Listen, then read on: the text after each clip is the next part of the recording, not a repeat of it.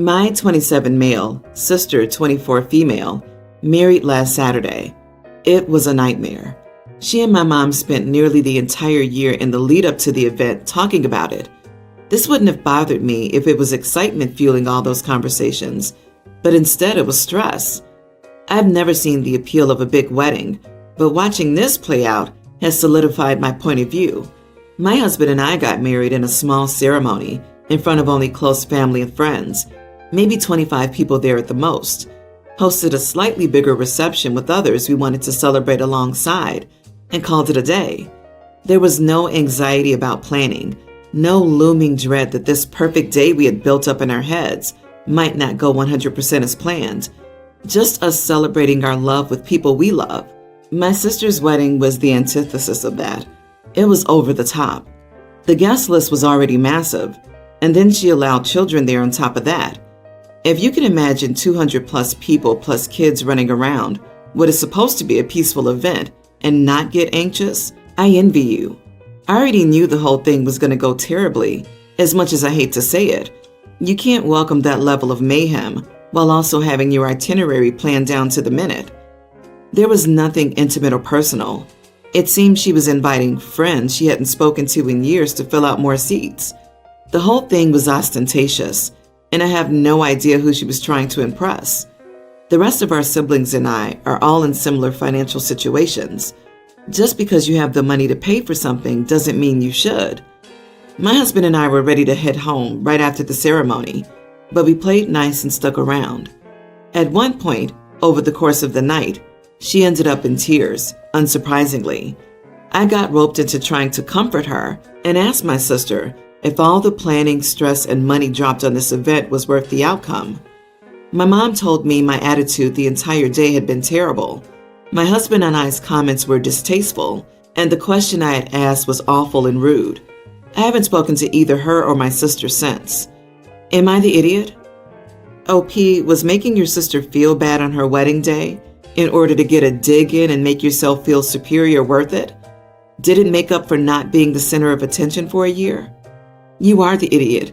Your attitude is nasty. I don't know who you're keeping company with, but almost every wedding I've attended had 200 plus guests, about half had children, and nothing turned to mayhem. Climb down off your high horse. Nobody thinks you're special just because you had a small wedding. I agree with your mother. I'm a small wedding person myself, but that doesn't mean I judge other weddings. There's no ideal wedding. It's different for everyone. You spent the entire day blowing smoke up your idiot butt by noticing everything that was off about your sister's wedding and patting yourself on the back about how much better yours was. Then when your sister was overwhelmed, you took the opportunity to rub salt in the wound. You weren't trying to comfort her. You were just trying to be an idiot. Your mom and sister have likely enjoyed not speaking to you. You sound atrocious. My husband and I were ready to head home after the ceremony, but played nice and stuck around. What? Played nice and stuck around at your own sister's wedding? That's the crap you say about a distant friend or colleague, not your family. Big or small, you should want to be there for her special day. OP's just jealous that they couldn't have a big wedding because not enough people wanted to go. Also, since he mentioned all the siblings have the same financial situation, I don't know what his problem is. He wanted a cheap wedding for himself and he got it. So there's no need whatsoever to criticize others that want a bigger, more expensive event. It's their freaking money. OP, you sound like you're enjoying ruining things for people and are very "I told you so" smug, which is insufferable. You are the idiot, and try therapy. My 39th birthday was last week. Months ago, I was talking with my mom about a part of our state that I would love to visit, and she mentioned that she had never been there. I told her we should go together sometime, and we started planning it. We ended up deciding on going there for my birthday. During the planning, we realized that my mom, my brother, and I had never been on a trip together, just the three of us, so we invited my brother too. My husband was fully supportive of us taking the trip and would be staying home with our toddler son and our dog. Before we left last week, my husband gave me the gifts he had bought for my birthday. He got me some comfy pajamas, a sun hat, and some good wine and cheese to bring with me on the trip. Normally, I would be okay with that gift as we don't splurge on birthday gifts anymore. But he had been talking about getting me a smartwatch and new luggage for my trip ever since we started planning it. He knows I can be picky about gifts, as I've exchanged some of the gifts he's given me in the past for different colors or options. But this time I told him to pick out something for me, as I wanted those things for the trip. He offered instead to go shopping with me so that I could pick out exactly what I wanted, because if I take them on the trip and don't like them, it's not likely I could return or exchange them. I thought that was a good idea, but life got busy, and before I knew it, it was the week of our trip, and we hadn't had a chance to actually go shopping together. So the time came for us to leave, and part of me was expecting my husband to surprise me with a new watch or weekend bag, but he didn't. I admit I was pretty disappointed that he didn't take the initiative and just get me those things on his own. I tried not to let it bother me during the trip, but it was always in the back of my mind. After we got back, I told him how disappointed I was that he didn't get me the watch and bag like he said he would. He told me that he thought we had agreed to do it together, but I told him he knew how busy we were, and it wouldn't have been difficult for him to do it on his own. He got offended and told me that I spent thousands of dollars on a nice, relaxing trip with my family, while he stayed home and took care of everything, and I'm complaining about a watch and a bag? I told him that he knew how much I was looking forward to having those items for my trip, and I'm just disappointed that he didn't realize that and took the opportunity to do something special for me. He apologized for ruining my trip, but I know it wasn't sincere, and he's just telling me what he thought I wanted to hear. So I offered to go shopping with him sometime to pick them out, and he told me to do it myself. Now I feel like crap, and I know he's mad at me for being ungrateful for the things he did get me, and for allowing me the opportunity to have a trip like that with my family. You are the idiot, and you feel like crap for a reason. You admitted you're picky and returned many gifts your husband gives you. A smartwatch and luggage are more significant ticket items, so not wanting to pick those out without you is reasonable. You took a nice trip, and he spent the weekend alone caring for the kids. Yet you return his sweetness with idiotry? Why? Please figure out why, and apologize to your husband for acting out and being immature. You sound ungrateful, and your husband was right. On the other hand, you got a fantastic child-free trip while your husband watches your kid and dog by himself. You are a massive entitled idiot. I'm pretty sure your toddler has more cop on. OMG, yes, OP, you are the idiot. You should be happy you got anything. Some of us are happy if our birthdays are even acknowledged, let alone a gift. Grow up. Sometimes you don't get what you want. Don't throw your husband's gifts back in his face. You're disappointed about a material possession. He's disappointed that his wife doesn't appreciate him. It's time to rethink your priority on gifts in your life.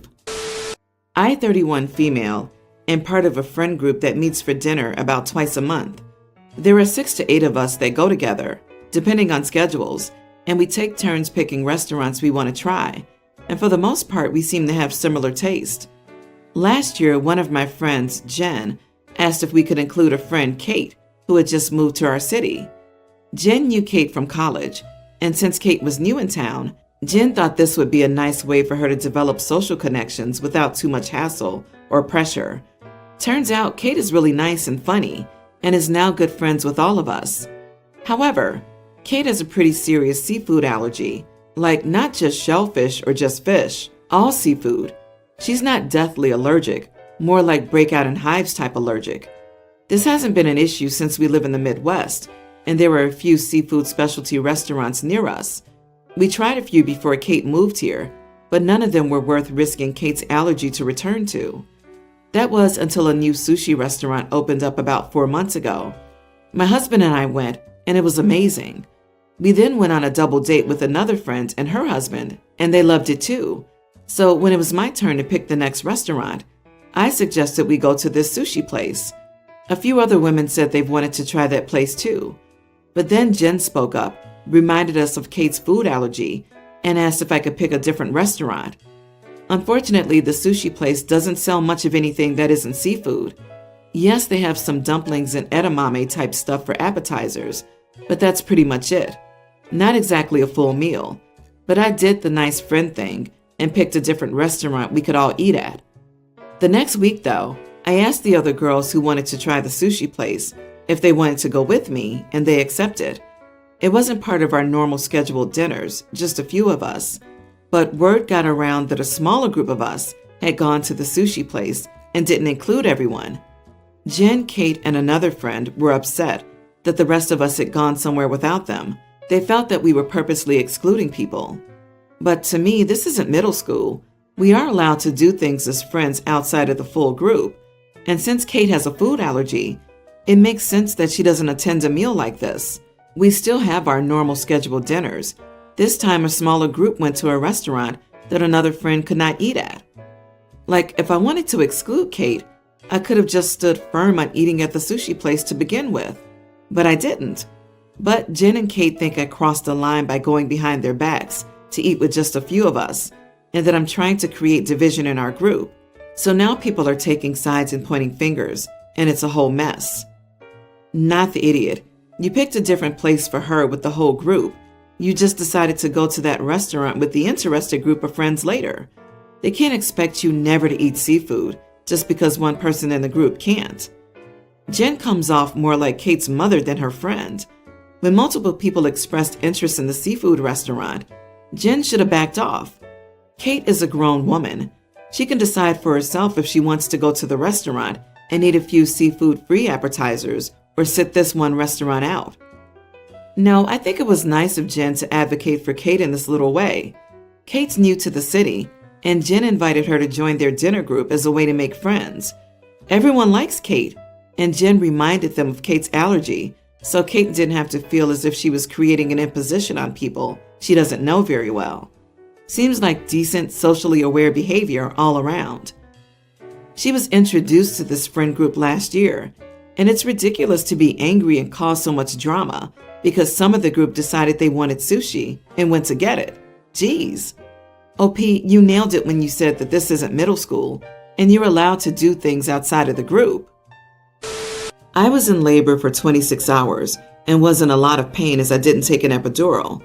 My husband was constantly on the phone, either playing games or talking with his bros, being really loud, and when I asked him to please hang up, he'd hang up the phone and then, like 10 minutes later, call them back. He really wanted to talk to them because his friends went on a boys' trip without him because I asked him to stay back so he could be here when I went into labor. They were calling him to tell him how their trip was going. He apologizes to them, blaming it on me being a nag. I was really annoyed and told him if he wanted to talk to his friend, he could do that elsewhere so I could be in pain and peace. He was like, all right, fine, baby, I'll just call them back later. So I had about 20 minutes of peace until his mom FaceTimed him, where he proceeded to put me in the video call. His mom comments how she remembers when she was in labor with him, and she still did herself up. She even claimed she looked so good the doctor was flirting with her. I was holding back everything inside me not to say something, as I didn't want to disrespect my mother-in-law, but at the same time, she sometimes just makes the stupidest comments at the worst times, and at this moment, I could not stand talking to her. A nurse came in and could tell that I was upset and asked me if everything was all right, and I told her I just really wanted to be alone. She ended up kicking out my husband, and in turn, he missed the birth of our firstborn daughter because he left the hospital because he was angry that I got the nurse to kick him out of the room. He refused to come see his daughter afterward because he was angry at me for kicking him out. My mother-in-law, who did visit me in the hospital, wouldn't stop talking about how I'm such a bad wife for removing my husband from the room. When I got home, he kept bringing up how I ruined a bonding moment with his daughter and how he could never forgive me for that. Am I the idiot for kicking my husband out of the delivery room because he was making phone calls? Not the idiot. Does your husband have any redeeming qualities? He's acting like a self-obsessed tool. Not only was he a poor partner to you, but he was also a poor father, putting his pride above visiting ASAP to meet his firstborn child. I think he may be showing you his true colors here. I'm sorry they're so ugly. The nurse kicked him out of the room. He's the one that chose to leave the hospital altogether. He has regrets because he messed up. Now he's trying to blame you. I'm sure you have some regrets now too. Like, why are you with this jerk? What are you going to do now? I think it would be better to be alone than stuck with him. I'm being serious. He called you a nag for asking him to not go on a trip around your due date? That alone shows how little he respects you. You'll be better off as a single mom. It truly upsets me to read these stories. I wonder if you'll spend the rest of your life with such an idiot. My 25 female nephew passed away 1 year ago because of cancer. It was right on my birthday and there was no celebration. There was nothing because everyone was devastated. My sister Denise is still grieving. She's in therapy and making some progress, but it's been slow. My family and I try to be as supportive as possible. Birthdays in my family are very important. We throw huge parties. I believe and have been taught that birthdays are important and should be cherished. Yesterday was my birthday. Obviously, I feel bad about the anniversary of my nephew's death, but I'm also a little down about not being able to celebrate like I used to, and my girlfriend knew that. So in the morning, I went to Denise's house and stayed by her side until almost lunchtime, when my mother would stay with her. We didn't want to leave her alone, but no one could stay all day. I went to work, and at night, my girlfriend made a surprise at home with a candlelit dinner and a small cake. Something very intimate for both of us, since my family was in a bad way. I didn't post on social media, but my girlfriend posted a picture of us holding hands and the dinner she made with "Happy Birthday, Love." My mom and Denise follow her on Instagram. I woke up the next day to hundreds of texts from my mom and Denise asking if I was celebrating even though it was such a sad day, and how heartless I was to celebrate knowing my sister was in such a bad way. Even though I said it was a surprise, they called me cold, heartless, and insensitive to the pain of others, saying I should have refused to celebrate. I was just glad I celebrated because it's something important to me, and I didn't even realize it when my girlfriend posted this photo on Instagram. By the way, in case you're wondering, none of them remembered it was my birthday. Am I the idiot? I thought you had thrown a big, raucous birthday party. Nope, you had dinner with your girlfriend. In no way were you or your partner insensitive to your sister. If anything, I would consider a quiet, intimate dinner instead of a large party a very respectful way to acknowledge your birthday without being excessive. So, not the idiot. It was literally the smallest private moment with a photo. You spent a decent portion of the day grieving with your sister, worked, and had a small private moment at home with your partner. Your partner was also very respectful of the gravity of the day, but made sure you were still acknowledged. I can't imagine how you could have been more respectful and low-key. It was you and your SO. Does Denise expect you never to celebrate your birthday again? That's exactly what Denise expects. Don't get me wrong, I also feel for Denise, but I wouldn't personally blame you if you'd had a giant bash, though I can see how others would think it was in bad taste. That they flipped out over a small cake and dinner with your SO is just unreasonable. If I was OP's sister, I would of course not be celebrating her birthday for at least a year or two, but I certainly wouldn't blow up on her for having a little celebration with her missus. Your mom is the closest to an idiot. She lost her grandson, but it's also her daughter's birthday. She can't let you be forgotten every year, especially when it's a huge family tradition for everyone else.